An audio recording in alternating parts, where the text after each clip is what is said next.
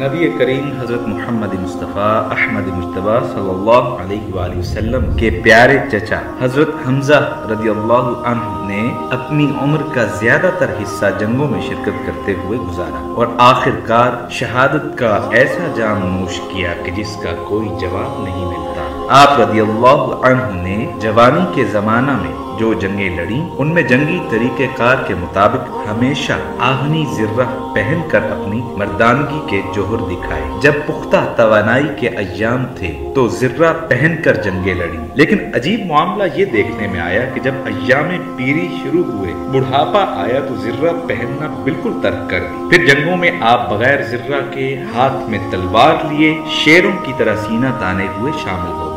दोस्त अहबाब ने जब आप रदियल्लाहु अन्हु का ये अमल देखा तो हैरान होकर अर्ज करने लगे, ऐ सफ शिकन मुजाहिद, ऐ जवान मर्दों के सरदार, हमने तो ये हुक्म सुना है कि जान बूझकर तुम हलाकत में न पड़ो। आप लड़ते वक्त एहतियात से काम क्यों नहीं लेते? जब आप जवान और मजबूत, तवाना, ताकतवर थे उस जमाने में तो आपने कोई जंग बगैर जिर्रा के ना लड़ी। अब जबकि आप बूढ़े हैं, कमजोर हैं और आपको जिर्रा की जरूरत है तो आप अपनी जान की हिफाजत और एहतियात के तकाजों से गफलत क्यों बरत रहे हैं? भला तलवार किसका लिहाज करती है और तीर किसकी रियायत करता है? हमको तो ये हरगिज पसंद नहीं कि आप जैसा दलेर और बहादुर शख्स महज अपनी बेएहतियाती की बदौलत दुश्मन के हाथों कत्ल हो जाए। हजरत हमजा रदियल्लाहु अन्हु ने अपने उन गमगुसारों की बातें काफी देर तक सुनी। जब वो खामोश हुए तो हजरत हमजा रदियल्लाहु अन्हु ने इरशाद फरमाया कि जब मैं जवान था तो मैं समझता था कि मौत इंसान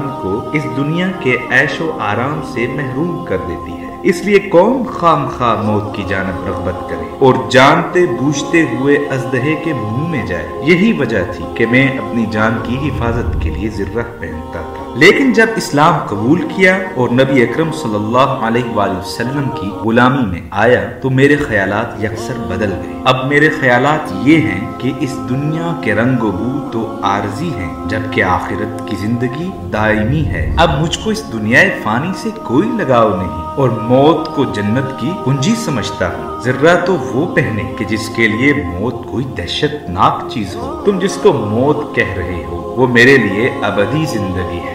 ऐ फर्जंद, हर इंसान की मौत उसके किरदार के मुताबिक होती है। ये तो एक साफ और शफाफ आईना है जिसमें अपना ही चेहरा नजर आता है। इस हिकायत से हमें ये सबक मिलता है कि मौत एक तल्ख हकीकत है, लेकिन कोशिश करनी चाहिए कि ये तल्ख हकीकत एक शीरीं हकीकत में बदल जाए। अल्लाह पाक हमें समझने की और अमल करने की तौफीक अता फरमाए। आमीन।